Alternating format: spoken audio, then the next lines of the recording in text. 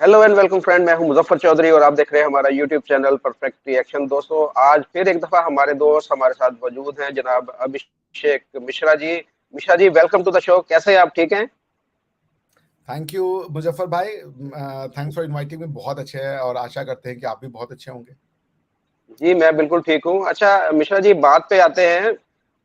आपको पता चल गया होगा कि तालिबान जो हैं वो अब कुछ सीधे हो रहे जा रहे हैं। उन्होंने अब जो बुद्ध जो मुजस्मे थे, जो मूर्तियां थी, उनको कुछ मुरम्मत भी शायद की है उन्होंने, और लोगों को देखने के लिए खोल दिया है कि लोग अब जाकर उसे देख सकते हैं, उनका दीदार कर सकते हैं, वहाँ पर अपनी जो पूजा करनी है या इस तरह जो भी मजहबी रसूमात है वहाँ पर कर सकते हैं। तो पहले इन्होंने तोड़ा, 2 साल पहले उनको नुकसान पहुंचाया, तोड़ा, और अब दोबारा से उन्हें शायद अकल आ गई है। क्या हुआ ऐसा कि अब उन्होंने इस पे अपने आप को सुधारा है, अपनी गलती को।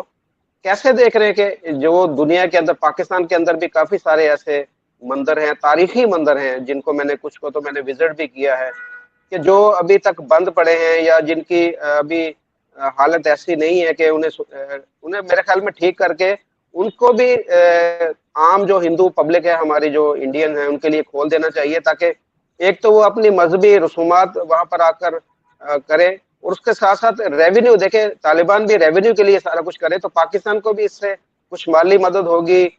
आप कैसे देख रहे हैं कि इस तरह पाकिस्तान को भी स्टेप लेना चाहिए? और तालिबान के बारे में बताइए कि उन्हें ये ख्याल कैसे आया? मैंने तो इस न्यूज को पढ़ा और जिस तरीके से न्यूज को प्रेजेंट किया जा रहा है, मैं वैसे नहीं देख रहा हूँ इसको। क्योंकि जी, वो हुआ ये है कि बेमियान में जो उन्होंने मूर्तियां तोड़ी थी, मूर्ति नहीं थी वो, तो मतलब आप सोचिए कि कम से कम वो 150-200 फुट लंबी बेमियान की मूर्ति थी, या उससे भी ज्यादा जी, होगी, मुझे एग्जैक्ट पता नहीं है। सोचिए आज से 300 साल पहले, 1000 साल पहले, 1500 साल पहले जब भी बनी होगी वो बेमियान की मूर्ति, जी, जब इतने बड़े बड़े क्रेन नहीं होते थे, इतनी बड़ी बड़ी वहां पहुंचना, आंखें निकाल देना, पत्थर बिना कोई अलग से पत्थर नहीं है, पहाड़ जी, को काट करके ऐसा शेप देना, ये फाइनेस्ट ह्यूमन स्किल है। ये और इंसान में क्या होता है, मुझे पढ़ना पढ़ाना आता है, आपको यूट्यूब वीडियो आते होंगे, या जो आपका बिजनेस होगा वो आता है, यही तो, इसी को स्किल कहते हैं ना। हमको सब कुछ जी, तो नहीं आता। जी, आपकी गाड़ी खराब हो जी, जाए, आप कुछ नहीं कर पाएंगे, मेरी गाड़ी खराब हो जाए, कुछ नहीं, मेरे पास पीएचडी है, क्या है उसकी वैल्यू? कोई नहीं है। मेरा लैपटॉप अभी शट डाउन हो जाए तो मेरे पास बहुत बड़ी पीएचडी है, मैं बहुत बड़ी 5-6 किताब लिख चुका हूँ, क्या कुछ नहीं, मैं उसमें कुछ नहीं कर पाऊंगा। हर आदमी की एक लिमिटेड स्किल होती है, यही स्किल उसको बेहतर, वही इंसान की हाईएस्ट क्वालिटी होती है। तो ये आप देखिए, आप अगर वेस्ट में देखें तो जो बड़े बड़े उनके ये स्कल्प्टर्स थे, रेम्ब्रा हो गए और भी कई हैं, माइकल एंजेलो हो गए, जिन्होंने वो कार्व आउट की हुई है, वो मोजेस की मूर्ति पूरी, मोजेस का पिक्चर जो कार्व आउट किया हुआ है, उनको आज माइकल एंजेलो और इसको तो रेम्ब्रा को दुनिया जो है वो मानती है फाइनेस्ट ह्यूमन स्किल। जो ऐसे एक मोजेस की ऐसे वो उंगली करते हुए पिक्चर है, उस टाइप की उन्होंने जो बनाया है। आप सोचिए, हमारे यहाँ पहाड़ों को बिना पत्थर तोड़ के अलग किए हुए, कि नीचे बैठ के करते नहीं, वहां ऊपर ही पहाड़ को काट के उसकी मूर्ति की शेप निकाल दी। सोचिए जरा ह्यूमैनिटी की ऊंचाई, स्किल्स के बारे में सोचिए कि कैसे स्कैफोल्डिंग लगाई होगी, उतना ऊपर पहुंचे कैसे होंगे, वो एक एक मसल का कार्व आउट करना, आंखों का कार्व आउट करना, आसान चीज है ये बेहतरीन इंसान की वो है, कला, जो वो पोजेस कर जी, सकता है। इसके लिए लोग आज की डेट में बीटेक और बीई करते हैं सिविल इंजीनियरिंग में। जी, मुझे पता है, ये रॉक इंजीनियरिंग होती है, जियोलॉजी के जो बच्चे हैं वो रॉक इंजीनियरिंग पढ़ते हैं, कि रॉक कैसे बिहेव करेगा, उसको ऐसा कार्व आउट करा, शेल्टर करा कि वो धूप में, बारिश में वो कहीं से डीके नहीं हो जाए। उसको तोड़ दिया, उसको तोड़ दिया। और जो ये न्यूज आ रहा है कि वो पैसा लगा रहे हैं और बुद्ध की चलन में, वो नहीं है, वो बेसिकली ये दिखा रहे हैं, देखो मैंने तोड़ दिया था, अगर ये भगवान होता तो बचा लेता अपने आप को। उनका देखिए, आपको देखने का तरीका, उन्होंने कोई वो नहीं किया है, क्या नाम है, रिकंस्ट्रक्शन नहीं किया है, उसका रेस्टोरेशन नहीं किया है। जी, वो टूटी हुई खंडित मूर्तियों को दिखा रहे हैं कि देखो अगर ये भगवान होता। ये अप्रोच की बात है। आप हम इसको ऐसे देख रहे हैं कि आखिर आना पड़ा, टूटी हुई मूर्तियों से भी तुम पैसा निकलवा रहे हो। वो ऐसे देख रहे हैं कि देखो ये हमारी ताकत है, हमने तोड़ दिया था, अगर भगवान होते तो बचा लेते। भाई देखने का तरीका है ना। जी। तो फिर कोई उनसे इसलिए पूछे कि भगवान होते तो तुम इतनी जगह अपने लोगों को खाना नहीं दे पा रहे हो, काफिरों से गेहूं और चावल ले रहे हो। अगर मूर्ति तोड़ने से भगवान खुश होता तो तुम्हारे ऊपर तो पान दौलत की बरसात हो जानी चाहिए थी, खुशियों की बरसात हो जानी चाहिए थी। क्या है वहां पे, दर दर के लोग ठोकरे खाते हैं अफगानिस्तान में। अफगानिस्तान के लोग दर दर की ठोकरे खाते हैं सारी दुनिया में जाके। क्या दिया है, क्या मिल गया अफगानिस्तान को ये बना के? कौन सी खुशियां की वो आ गई। सऊदिया में अगर वो जो अमीरी आई है वो पेट्रोल का है, ऑयल का है, जो कि 100 साल पहले पता चला। वो भी जी। अंग्रेजों ने बनाया। बिना उनके जो ड्रिलिंग मशीन के आप एक बैरल का तेल नहीं निकाल सकते। तो अब क्या कहा जाए इसको, इस मानसिकता को अब क्या कहें मुजफ्फर भाई? बिलीफ के आगे तो नतमस्तक है ना। जब आपका दिमाग है कि ये सच है, ये बिलीफ है, और you are not open to investigation, analysis, inquiry, examination, scrutinization, तो फिर इंसानी ये वाले पार्ट का तो उपयोग ही नहीं है, क्योंकि इसको ताला बंद कर दिया। इस पे आप ये जो इंसान है ये यहां से बंद है, बस यहां तक का उपयोग करते हैं। ये मिनिमल यूज करना है इसका, मिनिमल। तो ये बता दे अच्छा, कि कब आपने भूखेंगे। जी, आपने बात की कला की बात की कि वो कैसे लोग होंगे जिन्होंने पहाड़ को तराशा आज से हजारों साल पहले।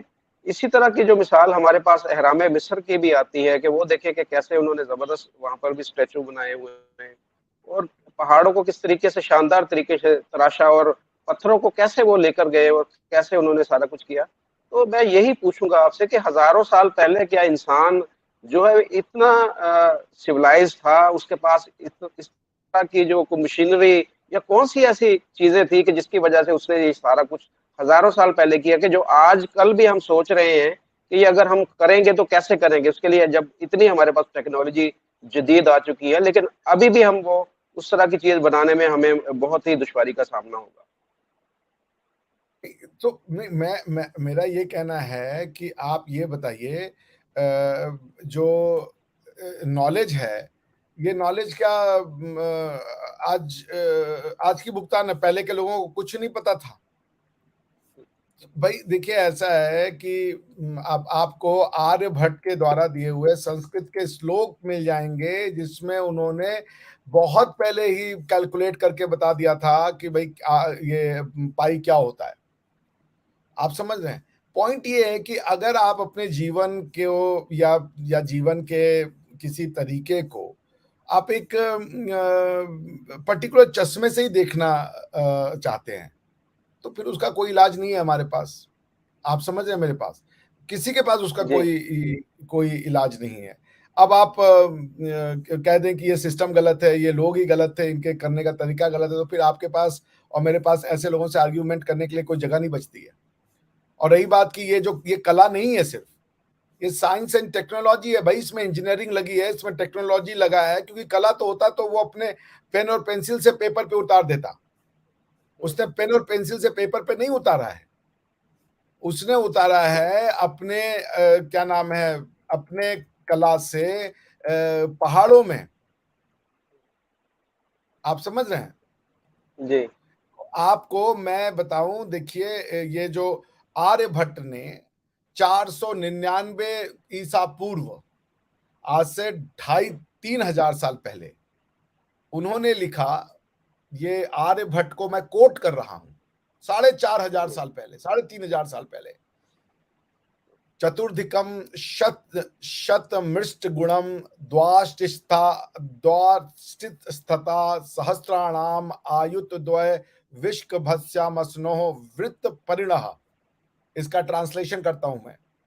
This literally means add 4 to 100, multiply by 8 and add to 62,000. This is approximately the circumference of a circle with a diameter 20,000. In other words, pi is equal to 62832 divided by 20,000, which is 3.1416. ये लोग पागल थे। ये तो बड़े बड़े रियाजीदान मुझे लग रहे हैं। ये इनका नाम आर्यभट्ट है, इनसे बड़ा मैथमेटिशियन अभी तक पैदा नहीं हुआ। हम्म। ये 3000 साल पहले इन्होंने सर्कल की सरकमफेरेंस बता दी। आप अगर अलबरूनी को पढ़ेंगे तो अलबरूनी बताता है कि हम जहां से आते हैं वहां तो अर्थ को चपटा मानते हैं, ये हिंदुस्तानी अर्थ को गोला मानते हैं। उसने अपनी किताब के प्रीफेस में लिखा ये बात। अच्छा। तो बस अब यही है कि क्या बोले जाए अब इसको, क्या अब आप बताइए। ये मूर्ति बनाना सिर्फ कला नहीं है। कला क्या होती है? कला होती है imagination and affection of mind. कला किसी साइंटिफिक एक्सप्लेनेशन का वो मोहताज नहीं होती, इसलिए उसको कला कह के उसको पास कर दिया जाता है। जैसे मरमेड, यानी कि आधा शरीर मछली का आधा शरीर नारी का, ये कल्पना है, कला है। वो आधा शरीर स्फिंक्स, आधा शरीर शेर का आधा शरीर ह्यूमन का, कला है। सोचने की अभिव्यक्ति पे कुछ नहीं है। झाड़ू जो है वो उड़ रहा है। आप कला के थ्रू कुछ भी कर सकते हैं, उसको कोई नहीं पूछता, लेकिन साइंस तो पूछने लगेगा। तो यो जिसने जिसने ये जो बेमियान का जो मुद्दा की मूर्ति काढ़ी, उसको पहले ये पूछिए कि उस पहाड़ को इमेजिन कीजिए, और इमेजिन कीजिए प्रिसीजन की, पहले उसको काटा, उसमें चित्र उकेरा, और कितने लोग लगे होंगे, उतनी ऊंचाई तक वो कैसे पहुंचा। This is not just an art. This is bloody science and technology. This is a marvel of engineering feat. ये इंजीनियरिंग का एग्जाम्पल है, ये टेक्नोलॉजी का एग्जाम्पल है, और ये कला का एग्जाम्पल है। और क्या इंसानों में आप चाहिए आपको? और क्या होती है भाई साइंस एंड टेक्नोलॉजी? और क्या करता है? पत्थरों को काटने के लिए जो बड़ी बड़ी ड्रिल मशीन आती है, यही ना साइंस एंड टेक्नोलॉजी है। उस समय कहां उनके पास ड्रिल मशीन रही होगी? और आपको पता है कि ये जो बेमिया में जो मूर्ति है उसकी हाइट कितनी है? आपको पता है? नहीं, मुझे नहीं पता। बेमियान की जो मूर्तियां हैं, जो इन्होंने तोड़ी, क्या नाम है इनका यार, तालिबान ने, तालिबान ने, तो वो 55 मीटर थी। आप समझ रहे हैं? 55 मीटर। 55 मीटर कुछ होता है? बहुत ज्यादा है जी, बहुत ज्यादा। और सोच लीजिए, और मतलब चौड़ाई उनकी 55 मीटर और ऊंचाई उनकी 38 मीटर। इसको आप क्या समझ रहे हैं? ये मैथ्स के बिना हो गई होगी, ये फिजिक्स के बिना हो गई होगी। ये जो पत्थर हैं, ये पानी की जो बरसात होगी, धूप का जो असर होगा, उस पे भी ये इसके चित्र पे और इनके उनका चेहरा डिफेस नहीं होगा। ये बिना केमिस्ट्री के नॉलेज के हो गया होगा। ये बड़ी महारत का काम है, बहुत महारत का काम है। और सबसे ज्यादा कि इतनी ऊंचाई पर कैसे चढ़ा होगा कोई, कैसे वो गए होंगे, कैसे तराशा होगा उन्होंने। तो बहुत ही ज्यादा ये एक मैं समझता हूँ कि मुश्किल भी काम होगा ना। एक तो चले वो तो है ही कि जी ऐसे उन्होंने पहले ड्राइंग कर ली या जो भी किया, लेकिन उसको अमली शक्ल कैसे देनी है, उसके लिए ना तो आजकल की मशीनरी थी कि जो जी वो ड्रिल मशीन है या कोई ग्राइंडिंग मशीन है, तो जाके वहां पर ग्राइंड कर दिया, उसको ड्रिल कर दिया तो वो शक्ल सामने आ गई। तो बहुत ही ये इम्पॉसिबल मेरे ख्याल में आजकल के दौर में, बगैर आप किसी को बोल दें कि जी आपको ये कोई मशीनरी नहीं दी जाएगी तो इस तरह का बना के दिखाते, तो मैं नहीं समझता कि कोई बना देगा। आज के दौर में कोई भी नहीं बना सकता ऐसे। एग्जैक्टली, यही तो मैं आपसे कह रहा हूं। आप ये सोचिए, और ये भी कब का है, मतलब 2-2.5 साल पहले। और ये सोचिए वो जिसने ये औजार बनाए होंगे, उसके पास भी तो स्किल होगी औजार बनाने वाले के पास। जी। डॉक्टर, सर्जन बहुत इंपॉर्टेंट होता है, लेकिन सर्जन से भी ज्यादा इंपॉर्टेंट वो आदमी होता है जो उसको उतने प्रिसीजन वाले औजार बना के देता है कि इतना काटो कि सिर्फ उसका स्किन कटे, नर्व्स ना कट जाए, फैट ना कट जाए, ऑर्गन्स ना कट जाए। वो मेटलर्जी हो गई। आप अगर इतने बड़े बड़े वो बना रहे हो, ये जो हथौड़े होंगे, छेनियां होंगी, और भी जो कटिंग के औजार होंगे, दिस इज एग्जैक्टली मेटलर्जी। जी। कैसे उनको पता होगा कि लोहा कहां से निकालते हैं? लोहा बनाया होगा तब तो जाकर के हथौड़ा मारने के लिए लोहा मिला होगा, पत्थरों से तो नहीं मारा होगा। जी। मेटलर्जी पता है, फिजिक्स पता है, केमिस्ट्री पता है, मैथ्स पता है, साइंस पता है, और क्या और किसको तुम कह रहे हो जाहिल है? सिर्फ एक चीज से नॉलेज आ जाएगा कि हम ये क्या बोले अब आपके चैनल पे हम ना ही बोले तो बेहतर है। एग्जैक्टली इसको जी। आप ये वाला 2 मिनट के 10-15 सेकंड का हटा दीजिएगा, बस क्या कहा जाए अब इसका। हम्म, जन्नत की पागलपन में इंसानों को अंधेरे में ढकेल देना और उसको कहना कि ये ज्ञान है, इसका क्या इलाज है? और ये दिख नहीं रहा है। वो कौन लोग हैं जो नहीं देख रहे हैं? मुझे उनकी इस जमाने में, मैं तो इस जमाने को भी बड़ा भाई, उस जमाने में भी क्या उनके में कमी रही थी भाई? आज भी तो यही है ना कि तुम इतनी बड़ी मूर्ति भाई, statue of liberty in America, New York, क्या बड़ी चीज है। अरे वही चीज तो है वो। स्टैच्यू ऑफ लिबर्टी देखने के लिए पैसा देके जाते हो, वही चीज तो है वो। उन्होंने पानी में कार्व की, इन्होंने पहाड़ों में कार्व कर दी, और बिना कोई पत्थर लेकर के, कि पत्थर नीचे लेकर के खड़ा करके वो बनाते हैं। सोचिए जरा, एक इमेजिनेशन सोचिए कि पहाड़ होगा, उबड़ खाबड़ होगा, उसको समतल करना, उसमें चित्र उकेरना, कितने लोग लगे होंगे, मतलब कैलकुलेशन होगी हाइट की, और ये कि ये टूटेगा नहीं, गिरेगा नहीं। This required highest amount of science, technology, maths, physics, metallurgy, geology, every single human knowledge of science तोड़ दिया उसको, तोड़ दिए भैया। इससे पता नहीं क्या मिल जाएगा। क्या है आज अफगानिस्तान में?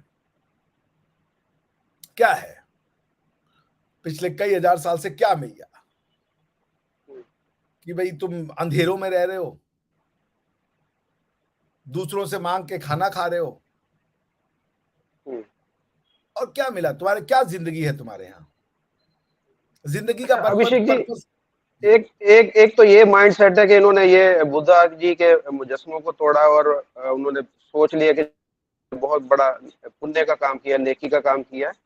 और दूसरी तरफ हम पाकिस्तान में भी आते हैं कि पाकिस्तान के अंदर आपको पता है कि हम बात करते हैं फोर्स कन्वर्जन की, तो यहाँ पर सुहाना शर्मा नामी एक बच्ची है 14 साल की, तो उन्हें कन्वर्ट किया गया, उसे अगवा करके उसे कन्वर्ट किया गया। ये इसके पीछे क्या माइंडसेट है कि जो पाकिस्तान के अंदर खास तौर पर ये चीजें ऐसी हो रही हैं कि लड़की, जो हिंदू धर्म की जो लड़कियां बच्चियां हैं, उनको अगवा किया जाता है और उनकी जबरी शादी की जाती है, उन्हें ब्लैकमेल किया जाता है और कोशिश की जाती है कि उनको जो है वो मुसलमान कर लिया जाए जबरी। ये तो एक अब मुजस्मा है वो तोड़ दिया। इसके पीछे ये माइंडसेट था कि जी ये हमने जो है वो हिंदुओं के जो भगवान है उसको हमने किया, और इस तरह की गलत एक माइंडसेट, ऐसा ही एक माइंडसेट जो पाकिस्तान के अंदर है कि जी हमने हिंदू को खत्म कर देना है, सबको मुसलमान बना देना। ये इसके पीछे क्या लॉजिक आप समझ रहे होती है? क्या लॉजिक है इसके पीछे? कई लॉजिक है। औरत और मर्द समान नहीं है, सिर्फ औरतें रिलीजन चेंज कर रही हैं। 14 साल की बच्ची को ये पता है कि धर्म क्या होता है, रिलीजन क्या होता है, वो मुसलमान बनने के लिए परेशान है। जिस बच्ची को गुड़ियों से खेलने की अभी सेंस नहीं होगी, 14 साल की बच्ची क्या होती है यार? जी। वो अपने यौवन को टच कर रही होती है, उसकी जिंदगी कुछ होती है, उसको क्या धर्म वर्म से मतलब होगा, रिलीजन से? उसको कुछ नहीं पता होगा। तो औरत के प्रति ये दिखाता है क्या सम्मान है समाज में। औरत को क्या समझते हैं कि इसके पेट से बच्चा जो होगा वो मुसलमान होगा। ये थॉट प्रोसेस है ना। उसको एक शरीर और गोश्त का टुकड़ा समझते हैं वो। तो फिर ये समाज आपका क्या है कि यहां मत जाओ, लड़की हो तो वहां मत जाओ, 6 बजे के बाद मत जाओ, अपने ही लोगों से अंदर रहो, बंद रहो। ये समाज बना के बहुत खुश है, तो खुश रहिए। सुहाना शर्मा के साथ नहीं हुआ। वो तो एक अनफॉर्चुनेट बच्ची थी कि उसको इस उम्र में उसको शादी और सेक्स जैसी घिनौनी जो चीज है उसको अपने शरीर पर झेलनी पड़ेगी। उससे उसका चूज उसको उसको उससे इंसानियत छीन ली गई उससे, कि वो किसी से प्यार करती, यंग होती, 18 साल की होती, किसी 20, 22, 25 साल के लड़के से प्यार में पड़ती, एक्सपीरियंस करती, दिल टूटता है। जो एक इंसान गुजरता है अपनी जिंदगी से, छीन लिया गया उससे।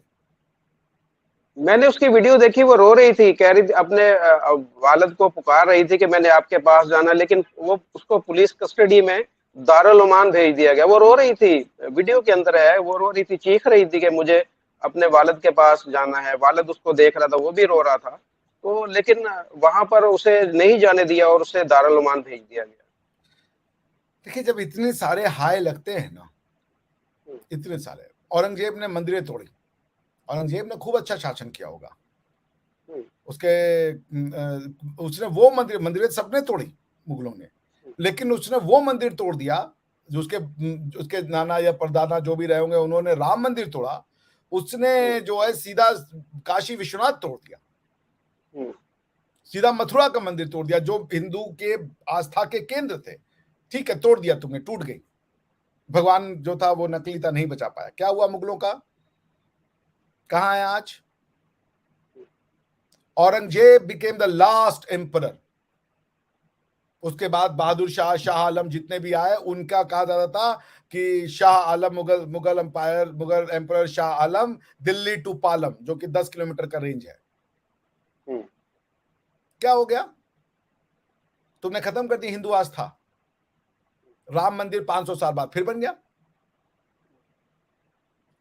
अरे भाई, अगर ईश्वर ने कोई चीज गलत बनाई होती तो यार, वो 17 हजारों साल से ह्यूमन हिस्ट्री है, सारा ज्ञान ईश्वर को अभी आ गया तुमको। और जब ईश्वर ने इनको ज्ञान दिया था, बता देता भाई कि ये गलत कर रहे हो तुम, इतने साल तक होता रहा, अभी भी हो रहा है। तो देखिए, पॉइंट ये है कि ये जो मानसिकता है कि इंसान को इंसान न समझना, एक लड़की को वो सिर्फ समझते हैं कि उसका पेट में एक वुम्ब है, उसका जो गर्भाशय है, उसमें हमें मुसलमान जनाना है। ये मानसिकता सबसे लोएस्ट कैटेगरी की एनालिटिकल एबिलिटी होगी, सबसे लोएस्ट कैटेगरी की एनालिटिकल एबिलिटी। जो दिख रहा है उसको आप सच समझ रहे हो, मेटाफिजिकल जाने की क्षमता ही नहीं है आपके अंदर। तो ऐसी सोसाइटियां बर्बाद होती हैं। किसी सुहाना शर्मा को नहीं कत्ल किया आपने, उस कत्ल से मेरा मतलब है उसकी जवानी, उसका बचपना, उसका सब छीन जी, गया। जी। बिलख रही बिल्कुल, है वो आज अपने माँ बाप के बिना, जो गुड़ियों से खेलती, माँ से लड़ती, कैंडी खाती, स्कूल बंक करती, पिक्चर देखती, यही करती वो जो इस एज में हम सब करते हैं। वो छीन लिया गया उससे जीने का अधिकार। उसको किसी मुस्लिम लड़के से प्यार, उसकी जिंदगी का एक ही मकसद है, प्यार करना। उसकी जिंदगी का एक मतलब है, किसी इंसान से प्यार करके अपना शरीर सौंप देना, बस। क्योंकि वो लड़की है, एक तरफा हुए जा रहा है। कोई मुस्लिम लड़की भी किसी हिंदू से शादी करेगी पाकिस्तान में? ये नहीं, वन वे ऐसे नहीं ऑफ हो लव, सकता। ये वन वे ऑफ लव कैसे चल रहा है? इसको पाकिस्तान में कंडेम, अगर किसी हिंदू ने मुसलमान लड़की से शादी करनी है, तो यहाँ पर उल्टा काम होगा कि जो हिंदू लड़का है वो मुसलमान होगा यहाँ पर। पहले वो हाँ, तो वही मुसलमान है होगा, फिर उसकी शादी। जी। तो वही है ना, अपनी अपनी कुछ इनकी आइडेंटिटी नहीं है, तो इनको कौन पूछता है पाकिस्तानियों को? ये अपने अंदर पूछे जाते हैं, अपने अंदर ही अपने आप को कह ले हम तो ऐसी जगह पे है, यहाँ से गर्म चश्मा, ठंडा चश्मा, रेबैन का चश्मा सब जा रहा है यहाँ से। लेकिन बाहर क्या आपकी औकात है, क्या क्षमता है? क्षमा की जगह वर्ड यूज कर, बाहर क्या आपको कौन पूछता है? कजाकिस्तान एक मुस्लिम कंट्री है, आपको ऑन अराइवल वीजा तक नहीं देती कोई। आपको तालिबान है, वो आपको नहीं पूछता आज की डेट में। अरबों की तो आप मुंह लग ही नहीं सकते, वो तो आपको अपने ठुड्डे पे लगते हैं। सबसे ज्यादा अभी कुछ दिन पहले रिपोर्ट आई थी, अरबों ने सबसे ज्यादा फांसी दी पाकिस्तानियों को। अरब मुसलमान बनाने के लिए नहीं मर रहे हैं। आप यूएई में देखें, मैं आपको अभी एक वो बता दूं कि यूएई में कितने हिंदू रहते हैं? 10%। सऊदी अरेबिया में 1.3%, कुवैत में 10%, कतर में 15% हिंदू रहते हैं। तुम कतर से भी, तुम अरबों से भी ज्यादा हिंदू मुसलमान हो। क्यों ये 10% हिंदू रह रहे हैं? और सारे यूएई के टॉप मोस्ट जो वो हैं, क्या नाम है, इदारे, कमर्शियल कंपनीज उसमें इंडिया को ले आते हैं। मैं जानता हूं पर्सनली, मेरे एक जानने वाले थे, उनका नाम है गुम्बर, विनोद गुम्बर, डेथ हो गई उनकी। तो आपने जी। यूएई का जो सबसे जो आइकनिक इमारत है, बुर्ज खलीफा, जी। उसको बनाने वाली कंपनी का नाम है एमआर कंस्ट्रक्शन, सरकारी कंपनी है। अब पता नहीं आप जानते हैं कि जी। नहीं जानते हैं? एमआर जी। कंस्ट्रक्शन जी। सरकारी कंपनी। एमआर कंस्ट्रक्शन ने विनोद गोमबर जी को यूके से बुलवाया, वो चाहते तो पाकिस्तानी को बुला लेते, मुसलमान को बुला लेते। उन्होंने उनको, चूंकि वो हार्वर्ड के एमबीए थे, उन्होंने कहा आप आइए। उस समय वो नाइकी के पूरा यूरोपियन रीजन के हेड थे। उन्होंने कहा आप आइए। उन्होंने बुर्ज खलीफा को बनवाने का ठेका उनको दिया, नीचे पूरा पैलेशियल पूरा घर बना के उनको दे दिया, आप रहिए यहाँ पे। अरे अरबों से हमारा जो संबंध है वो प्री इस्लामिक है भाई। हड़प्पा मोहनजोदाड़ो में एक दूसरे के साथ हमारे, चूंकि वो अरब ओशियन से इधर आते थे, हम उधर जाते थे, हमारे पास सारी दुनिया की मसाले और ये होते थे, हमारे पास तो लोग ट्रेड करने आएंगे, सारी दुनिया हिंदुस्तान के पास ट्रेड करने आई है। तो पॉइंट ये है मुजफ्फर भाई कि तुम अरबों से भी ज्यादा मुसलमान हो। वो अपनी यहाँ पे 10% हिंदू रखे हैं, क्यों नहीं? और हिंदू वहां के लोकल भी नहीं है, सारे गए हुए हैं। तो वो तो कहते हैं कि तुम्हें यहाँ पे अगर पैसा कमाना है पहले मुसलमान बनो। नहीं कहते, नहीं कहते। हमारे तो अभिषेक भाई 26% थे, अब 1% रह गए हैं। सारे हमने या मार दिए या कन्वर्ट कर दिए या भगा दिए। हाँ तो वो होगा ना आपके यहाँ पे जो जो किताबें आप लिख रहे हैं और पढ़ रहे हैं, जरा उन किताबों को पढ़िए, उनका स्टैंडर्ड ऑफ एनालिसिस देखिए। वो किताबें इतनी जहर बुझी हैं कि पॉइंट ये नहीं है कि आप सही हैं, पॉइंट ये है कि वो अपने को सही करने के लिए खुद को सही नहीं साबित करते। देखिए, दो तरीका होता है किसी चीज को सही साबित करने का। मैंने एक थ्योरी दी, अब उस थ्योरी को सही साबित करने के लिए मैं उस थ्योरी के जो इंग्रेडिएंट्स हैं उसके ऊपर एनालिसिस करूं। दूसरा ये है रिडक्शन मेथोडोलॉजी में मैं जाऊं कि मेरी थ्योरी तो ये है, बाकी जितनी एग्जिस्टिंग थ्योरी है सबको गलत साबित कर दूं। तो मेरी थ्योरी की मैंने कोई एनालिसिस नहीं की, लेकिन चूंकि बाकी थ्योरियों में मैंने कीड़ा निकाल दिया, तो मेरा आर्गुमेंट ये कि सब बेकार है, तो ये सही हो गया। आप समझ रहे हैं? तो जी, ये मैं है समझ आपके आपके यहाँ पे दिमाग, एनालिसिस, ब्रेन, इसीलिए लड़ाई भी आते हैं, इसीलिए भी लड़ाई आती है ना, क्योंकि वे कि घुस जाओ, एक मुसलमान 10 हिंदू के बराबर है। पता नहीं कौन सी मैथमेटिक्स है ये। अगर पढ़ ही लेते, अगर तुम जितना पठान, ये पठान ऐसे वॉरियर, पठान ऐसे वॉरियर, काहे के पठान वॉरियर यार? बुद्धिज्म को तो बचा नहीं पाए। वॉरियर कोई था जिसने अपनी कल्चर, अपनी आइडेंटिटी को बचाया, वो हिंदुस्तान है भाई। वॉरियर कोई है तो हम हैं। हाँ, हमें मारा होगा, हमारी गर्दनें काट के तुमने हिंदू कुछ बनाए होंगे, लेकिन उन्होंने भी मारा, तभी वो बचे। उन्होंने बल से, छल से, बुद्धि से, हर तरीके से काम किया। आज हिंदुस्तान का मान लीजिए 25% हिस्सा हम खो चुके हैं, लेकिन फिर भी, या 30%, 70% हमने बचाया। 800 साल तक लगातार डिफरेंट ऑनस्लॉट हुए हमारे ऊपर, सब हमको खत्म करने आए। तो कौन है? अफगान बड़ा है कि हम बड़े हैं? अफगानों ने तो बुद्धिज्म छोड़ करके इस्लाम को ले लिया, और इस्लाम को खत्म करने के लिए कौन गया अफगानिस्तान में? अमेरिकन गए कभी बोले कि हम इस्लाम खत्म करने आए हैं? अमेरिकन तो वहां पे जाकर के रैम्बो पिक्चर देख लें। रैम्बो पिक्चर में तो जो ये नाराय तदबीर और जिहाद को तो ग्लोरीफाई किया है इन्होंने। इस्लाम से लड़ने कौन गया अफगानिस्तान में? कोई नहीं गया। कोई कभी भी इस्लाम से लड़ने के लिए क्रुसेड हुआ यूरोप में, और हिंदुस्तान में फिर शिवाजी निकले, जो इन्होंने हिंदवी साम्राज्य की स्थापना की। तो खत्म हो गए ना, जीते ना। आज हमारे पास भारत जो है वो दुनिया का 7वां बड़ा मुल्क है। 33 लाख स्क्वायर किलोमीटर की लगभग जमीन है, हमने बचा ली ना। 100 करोड़ लोग हमने बचा ली ना उसको। तो पठान बहादुर है कि जो छोड़ करके जो इजी वाला था पकड़ लिया, या हम बहादुर है जो मार खाए, कुचले गए, दबाए गए? हम पहले हम इसलिए नहीं आ रहे कि हम वीक थे, क्योंकि हमको इस आइडियोलॉजी को समझने में टाइम में लगा। हम तो सबको अपना मानते थे, तो हमने कहा चलो ये भी आया तो इसको भी अपना मान लो। वो तो बाद में पता चला, जब इन्होंने हमारे जो है लाइफस्टाइल को इन्होंने डिस्ट्रॉय करने की कोशिश की। वरना अरबों को तो राजा सुहेलदेव ने बैटल ऑफ बहराइच पहल ले, अरब आए थे यूपी में बहराइच तक, राजा सुहेलदेव ने खत्म कर दिया था अरब। उसके बाद 250 साल तक कोई अरब नहीं आया। उसके बाद तो तुर्क आए ना, तुर्क आए, कुछ अफगानी आए, कुछ ये आए। क्या हुआ उन तुर्कों का, उन अफगानियों का? क्या कर लिया तुमने? यहाँ पे कुछ लोगों को मार करके, कुछ मूर्तियों को तोड़ के। तुम्हारे यहाँ क्या है आज की डेट में? भूख है, गरीबी है, अंधेरा है। हिंदुस्तान में क्या है? उभरती हुई ताकत है।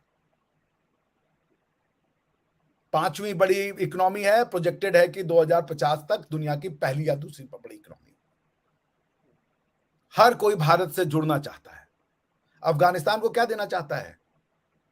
अफगानिस्तान को पैसे देना चाहता है, भाई जी लो तुम। क्या कंट्रीब्यूशन है दुनिया में?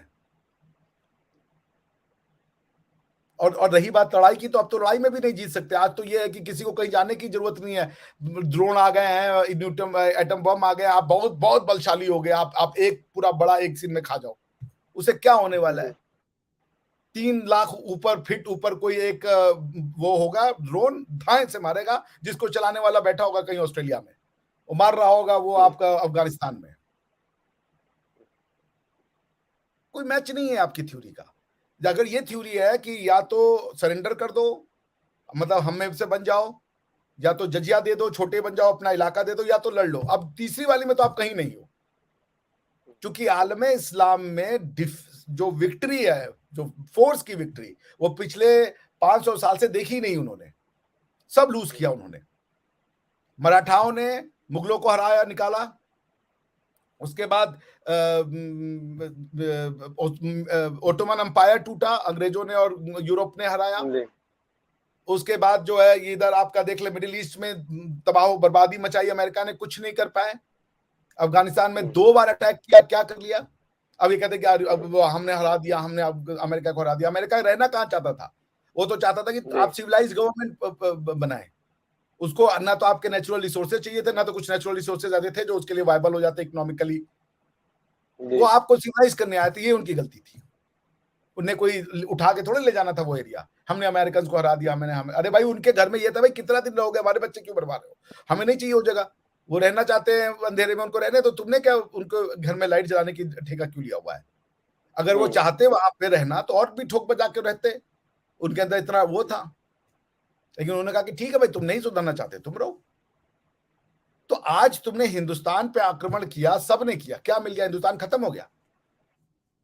जो लोग ये कहते हैं, मैं बार बार कहूंगा, ये बात रिपीट करूंगा, अफगान नहीं है वॉरियर, लड़ाके लड़ाके हम हैं, क्योंकि हमने बचाई अपनी आइडेंटिटी। उन्होंने तो 2 मिनट में बेमियां पे पत्थर मारना शुरू कर दिया। हमने बचाई, हम लड़े छल से, बल से, दम से। और आज ठोक करके मूर्ति पूजा करते हैं और ठोक करके मंदिर में घंटी बजाते हैं और दुनिया में नाम रोशन कर रहे हैं, दुनिया में कंट्रीब्यूट करते हैं, एक साइंस में, टेक्नोलॉजी में, पीस में, लिटरेचर में, हिस्ट्री में, सब में। आपका क्या कंट्रीब्यूशन? आप सोच लें, अफगानिस्तान क्या दे रहा है दुनिया को? सऊदी अरेबिया क्या दे रहा है दुनिया को? तेल। कब तक दोगे ये तेल? 20 साल का खेल है ये तेल। उसके बाद सब ये इलेक्ट्रिक व्हीकल और ये सब आ जाएगा, सोलर विंड और सन, सोलर इलेक्ट्रिसिटी, सब खत्म हो जाएगा ये तेल। फिर क्या करोगे? एनीवे, सो अब क्या कहा जाए इस पे? मुजफ्फर भाई, दुख होता है। आगे बढ़ो, समाज बहुत आगे बढ़ गया है। एक ही कॉन्सेप्ट है, जीने दो लोगों को उनके हिसाब से। तुम्हारा ईश्वर से संबंध पर्सनल है, किसको मान रहे हो, कौन किसको नहीं मान रहा है, ये तुम्हारी चिंता नहीं है, ये उसका चिंता है। आप लाठी मार के लोगों को भक्त बनाएंगे? नहीं बनेगा। कर दो, अपने आप को कन्वर्ट कर रहे हो। सुंदर कुमारी तुम्हारे में से एक है, किसी अरबी को बनाओ तो भाई बात माने हम। किसी अरबी को अपने जूते के नीचे लेके आओ तो बात मान जाए, वहां जाके नाटक करके दिखाओ तो बात मान जाए। अपने में से मैं अपने भाई को धोखा दे दूं तो मैं कोई बड़ा तीच मान लिया मैंने? अपने घर में धोखा दे रहे हो यार। अगर इतने बहादुर हो तो जाओ सऊदिया में चेंज करके आओ, जा देवबंद को वहां फैला के दिखाओ। वहाबियों ने अगर दिमाग नहीं ठीक कर दिया तो आप मेरी बात कर लीजिएगा। वो आपको भाई कि सेकंड क्लास सिटीजन ट्रीट करते हैं, आपसे अच्छा हिंदुओं को ट्रीट करते हैं अरब। मैं बता रहा हूं, मैं जानता हूं, आपसे कहीं ज्यादा वो हिंदुओं को ट्रीट करते हैं। अच्छा, उनको वो बड़े बड़े पोजीशंस देते हैं, उनसे वो गले लगते हैं, उनको बुलाते हैं साइंस एंड टेक्नोलॉजी के लिए। क्या है, पहले ही उनकी पसंद होती है कोई घोड़ा मिल जाए, घोड़ा नहीं मिलता तो तुरंत इंडियंस को लाओ। क्या आपने अचीव किया हुआ है भाई? कर लो, एक सुहाना कुमारी, फिर कोई और कुमारी, सब 100% इस्लाम हो जाएगा पाकिस्तान में, फिर करो, जो कर लो।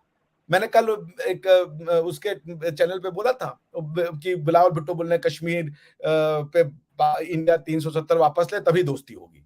हमने मत करो दोस्ती, क्या हो जाएगा? आपसे दोस्ती करके हमने क्या मिल रहा है, हम तो समझ ही नहीं पा रहे हैं भाई। पाकिस्तान से हमें क्या मिल जाएगा? कोई ट्रेड मिल जाएगा? हम सेंट्रल एशिया में जाने में इंटरेस्टेड नहीं है। आप बताओ, हमारे पास और भी जो रूट्स है वो हैं। अब आपकी पॉपुलेशन मुजफ्फर भाई आज की डेट में कम से कम 24 करोड़ लोग हैं आपके यहाँ पे। आने वाले दिनों में जो जो प्रोजेक्टेड आपका पॉपुलेशन है, मैं आपको बता देता हूं। प्रोजेक्टेड पॉपुलेशन पाकिस्तान 2030 26 करोड़ है।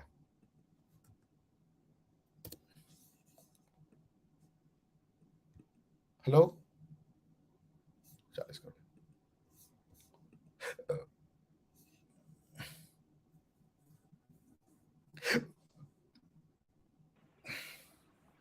सॉरी भाई, पता नहीं क्या मसला हुआ।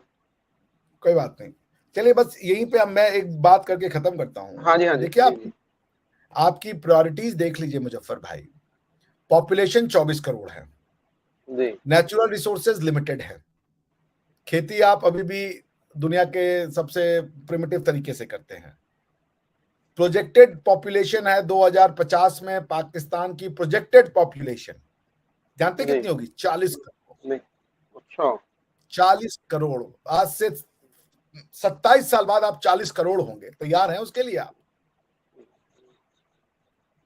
बिल्कुल भी नहीं, भारत कोई तैयारी नहीं हमारी। भारत 7% से ग्रो कर रहा है, तब भी 1 अरब 40 करोड़ लोगों का मुंह नहीं भर पाएगा। इतनी जॉब आप नहीं क्रिएट कर पाएंगे। ये 40 करोड़ लोग सड़कों पे, 40 करोड़ में से 20 करोड़ तो यंग लोग होंगे, यूथ।